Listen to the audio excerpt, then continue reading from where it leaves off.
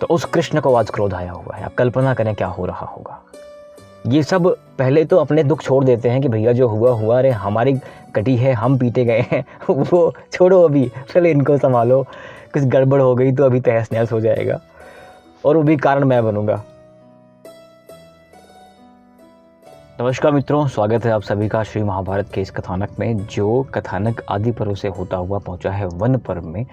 और कल की वीडियो में आपने देखा कि दुर्योधन को एक और शाप मिल चुका है। महर्षि मैत्रेय ने कहा कि तुम जंघा बार बार पीट रहे हो ना, 14वें वर्ष में अगर तुमने न्याय नहीं किया, जंघा तोड़ती जाएगी। अब दिन ब दिन स्टेप बाय स्टेप महाभारत की पटकथा जो है लिखी जा रही है, उस महायुद्ध की पटकथा लिखी जा रही है। ये लोग तो वन जा चुके हैं। रास्ते में इनकी मुलाकात होती है एक राक्षस से जिसका नाम था किरमेर। आपको याद होगा मित्रों, आपने जब पांडवों के वन की कहानी सुनी है ना, जब ये लोग कुंती को लेके वन में जाते हैं, जब इनका लाक्षागृह वाला कांड होता है तो ये लोग वन में जा रहे होते हैं। वहाँ पर भीम ने 2 राक्षसों का वध किया था। एक था बकासुर और दूसरा था जो हिडम्बा का भाई हिडम्ब था। तो जो बक था ना, बक का छोटा भाई किरमेर है। ये अपने बड़े भाई बकासुर की वध का बदला लेने के लिए भीम को ढूंढ रहा है कई सालों से। जब भीम कुमारावस्था में थे, विवाह नहीं हुआ था, तब से ढूंढ रहा है। और अब इसको मौका मिला है भीम को देख के कि भीम का वध करने का। तो ये चिल्ला पड़ता है कि देखो, मैं तुम सबको बहुत दिन से ढूंढ रहा हूँ। भीम ने मेरे बड़े भाई को मारा है और मैं यहाँ पर मनुष्यों को मार के बंदी बना के खा लेता हूँ, तो यही उचित समय है। मैं आज भीम को नहीं छोड़ने वाला हूँ। इससे पहले भीम कुछ रिटेलिएट करें, अर्जुन ने अपना गांडी उठा लिया, प्रत्यंचा तान दी, वध करने के लिए उद्यत होते हैं। भीम ने उनको रोका कि रुक जाओ, ये मेरा आहार है। अब भीम ने उसको वही पैतरा, देसी पैतरा उठा के पटक के उसको मार डालते हैं। तो किरमीर वध जो कल विदुर बताने वाले थे धृतराष्ट्र को, ये किरमीर वध कैसे हुआ, तो ऐसे यहाँ पर भीम ने इसका वध कर दिया। ये वृत्तांत खत्म होता है, ये लोग आगे बढ़ जाते हैं। आज का जो प्रसंग है वो ये है कि भगवान कृष्ण को अब चलता है पता कि द्रौपदी का वस्त्रण हुआ। चलता है पता मतलब 2 सेंस हैं, एक तो औपचारिक और एक इंटरनली।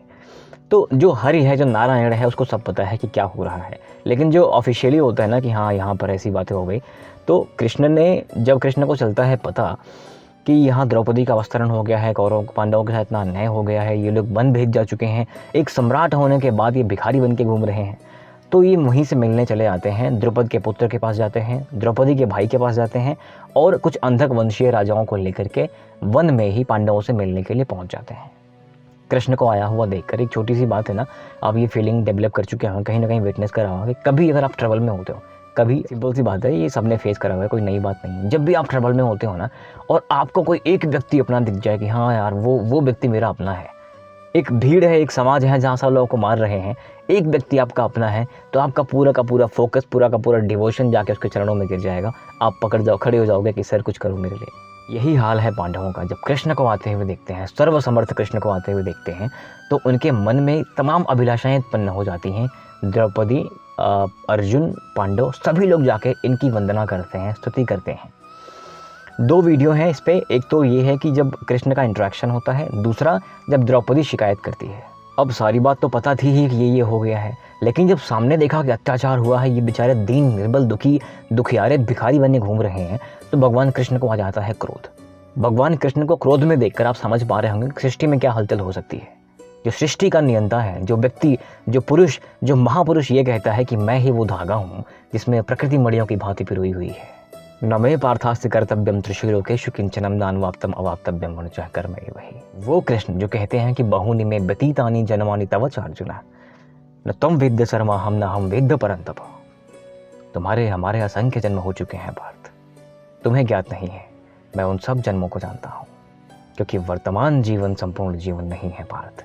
हम थे भी, हम हैं भी, हम होंगे भी, पर क्या होंगे वो तुम नहीं जानते, मैं जानता हूँ। तो उस कृष्ण को आज क्रोध आया हुआ है। आप कल्पना करें क्या हो रहा होगा। ये सब पहले तो अपने दुख छोड़ देते हैं कि भैया जो हुआ हुआ, अरे हमारी कटी है, हम पीटे गए हैं वो छोड़ो, अभी चले इनको संभालो, कुछ गड़बड़ हो गई तो अभी तहस नहस हो जाएगा और वो भी कारण मैं बनूंगा। तो ये सब भाग के जाते हैं, चरणों में गिर पड़ते हैं कि शांति शांति महाराज। अब एक स्तुति भी करेंगे ये लोग अभी, लेकिन उससे पहले भगवान क्या बोलते हैं। भगवान कृष्ण ने कहा कि राजाओं, अब ये जान पड़ता है कि ये पृथ्वी दुशासन, दुर्योधन, शकुनी और कर्ण इनके लहू पीने वाली है। अब युद्ध होगा और युद्ध में इन सबको परास्त करके, इनके सेवकों, दासों, मालिकों के साथ परास्त करके पुनः युधिष्ठिर को सम्राट बनाना है। ये हमारा लक्ष्य है, यही सनातन धर्म है और इस कार्य के लिए जो कुछ करना पड़ेगा वो स्वयं करूँगा मैं। इन पांडवों को छल से यातना, कष्ट, पीड़ा, अपमान करके जो छल से वहाँ राज्य भुगत रहा है उसका वध करना ही सनातन धर्म है। वैशंपायन जी कहते हैं कि जन्मेजय, कुंती पुत्रों के अपमान से, द्रौपदी के अपमान से भगवान कृष्ण इतने कुपित हो जाते हैं कि मानो सारी सृष्टि भस्म हो जाएगी। अब भगवान कृष्ण को शांत करने के लिए अर्जुन और द्रौपदी उनकी बहुत प्रार्थना करते हैं, बताते हैं सारी बातें जो कुछ अर्जुन को अभी तक माया से बताया गया था। मैंने एक बात हमेशा से कही है मित्रों, आजकल के बच्चों को समझ तो बिल्कुल भी नहीं आएगा, अंडरस्टैंड। प्रॉब्लम ये है ना कि कृष्ण को समझना आसान नहीं है। कभी ये कृष्ण कुछ ऐसा करते हैं, कभी ये कृष्ण कभी कुछ ऐसा करते हैं, तो सही क्या था, ऐसा वाला या वैसा वाला? बहुत सारी बातें हैं ऐसे वैसे में, बट कृष्ण को समझना आसान नहीं है। अगर आप समझें कि यहाँ पर 2-3 किताबें पढ़ के मैं कुछ लॉजिक निकाल दूँ, कृष्ण को ऐसे कृष्ण को वैसे बोल दूँ, तो जो हज़ारों साल से तपस्या कर रहे हैं हिमालयन पे, आप कभी जाके उनसे बोलें ना तो समझ आता है कि ये डेप्थ क्या होती है, सनातन क्या होता है, सुख शांति क्या होता है, तब समझ आती है आपको। ये 2-3 बुक्स उठा के 2-3 लाइनें कॉपी करके एक PDF बना के ऐसे कुछ समझ नहीं आता। कृष्ण को समझना आसान नहीं है।